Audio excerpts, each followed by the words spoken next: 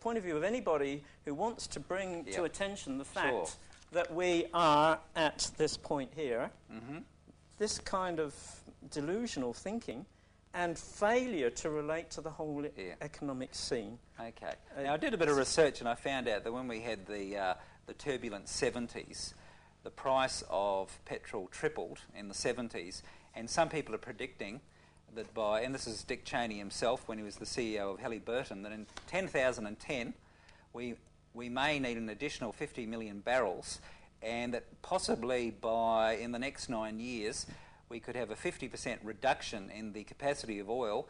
So if a reduction of between 5 and 8% tripled the price of petrol in 1970, what may it be like in 2010? So if even Dick Cheney was willing to concede that we're not producing enough oil to keep up with the demand, then you might be onto something. Well, look, this is Dick Cheney's famous speech to the Petroleum Institute in 1999, when he said that we need another 50 million barrels of oil a day. This is to replace depletion. Yes. Now, you see, what many people fail to understand is that we're getting oil from wells which are very old. Some of them are 40 years old, particularly the Ghawar field in Saudi Arabia. So whereas 40 years ago this oil was coming out very easily under its own pressure, or the pressure of the gas, now they're pumping seawater into this well furiously to push the oil out. And they're getting as much. Well, Kevin, on that note, we have to pay a few bills. We're going to take a break. My special guest is Kevin D. Moore, and when we return, we'll be continuing hearing about the crisis that awaits us.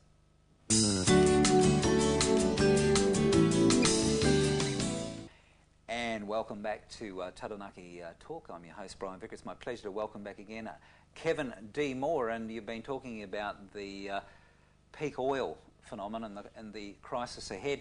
And I'm also interested to note that people think, oh, not a problem, we just reduce the use of vehicles and we have more fuel-efficient cars. But that's just one aspect of the problem, because I was reading in some essays that even if you take the issue of food, I read here it takes 10 calories of fossil fuels, particularly in America, to produce 1 calorie of food. And if you actually look indirectly at how just about the whole economy is reliant indirectly on fuel, it's quite a crisis, isn't it? If we do run out of fuel, and we do drop 8 or 10% in the next few years. Yeah, absolutely. Our whole economy, our whole lifestyle is dependent on cheap oil. But just coming back to what we mentioned before, you see, because everybody's, let's go faster. Let's get a bigger car. Right, the old V8 Commodore.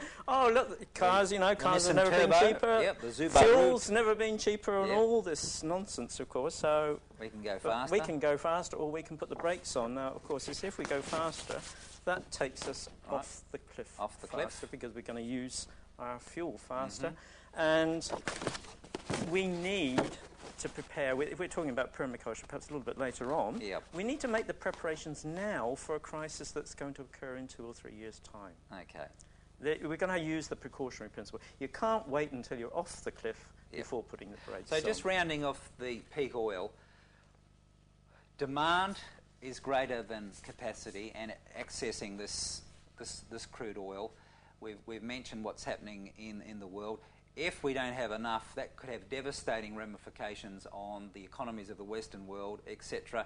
And this could spiral and really, really create problems. So, briefly, what can we do at a political, societal level, and what can we do individually to address peak oil? Well, the key to all of this is education, because most people don't know about it, they don't believe it, they believe what they want to believe rather than the scientific evidence. So this is really why I'm here now. So is it about lobbying our MP? Is it letters to the editor? Is it... Where's the battle going to be won and lost, Kevin? Well, it's in the mind, actually. It's what we have, what Jim Kunstler calls the consensus trance, which has to be broken. We actually have to have a culture change. Right. Because it's not just the problem of the oil, it's also the problem of global warming. Yes. Which, if you don't mind, I'd like to take this opportunity to show the graph. Now, most people in Taranaki don't know what the carbon dioxide level of the air is or was, and they don't really care that much. In fact, it's just not Taranaki, this is a worldwide problem. So, just so we do get the facts, pre-industrially, 280 parts per million carbon dioxide, pretty steady through and then rising fairly rapidly. All right, we're up to the year 10,000 and So, all will be revealed? Well, then we go into the future, of course, Yeah. and we have 3 scenarios. Now, just get you to hold that so we can see that. Yep. None of these scenarios is at all good because we have triggered positive feedback mechanisms, which means the warmer the tundra becomes or the permafrost, the more carbon dioxide and methane come off, then that raises the temperature. We've got the meltdown of Greenland. The more rock that's exposed, the warmer it gets. We've got the warming of the Arctic Sea. The less ice there is, the more sunlight is absorbed, the hotter it gets. So look, we just don't I think know. a lot of us are aware now because of this recently, because of the Al Gore and Inconvenient Truth, and it's been a lot in the media. Whether we're just paying lip service to it is another thing. So I think that graph is fairly well known, particularly if you've seen the movie. Yes, but you see, what most people don't understand is that Al Gore's Inconvenient Truth doesn't tell the whole truth. Right. It only goes as far as he's allowed to go. Yeah, and he does a lot of travelling around the world in jets yes, too, doesn't he? Yes, he does indeed. And but in he big doesn't. cars. He doesn't tackle the crux of the problem, which is the economic system. Yep. And there's all this. Oh, well, if we just tinker with things, then it's all going to be. Now, right. I want to get to the heart of this matter because the area where you're going to be refuted most vigorously is you also have major problems with the fact that the globalisation and the whole rationale behind economics is growth is good. We need to grow. We need to grow. More productivity. Globalisation will increase wealth. And that's the whole philosophical economic model that underpins capitalism. At the end of the day, capitalism is good because it gives everyone individual freedom and it gives people incentive. Now, you believe that's a flawed way of doing economics, don't you? Totally flawed. Why is it flawed? Well, look, it's been working for decades, Kevin. It has worked, but at the expense of the future. And that's the point that's never raised. Right. This system has worked because it is in the process of destroying the planet. And it will not function for too much longer.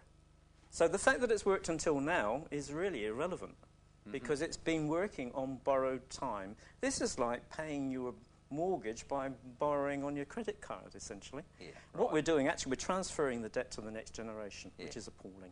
But if you actually read the latest edition of The Economist, which obviously has a bias, a la the name, in the last 10 years, the world economy has never been better. It's grown. And even if you look at all the key continents and you look at the growth, it's been a remarkable 10 years.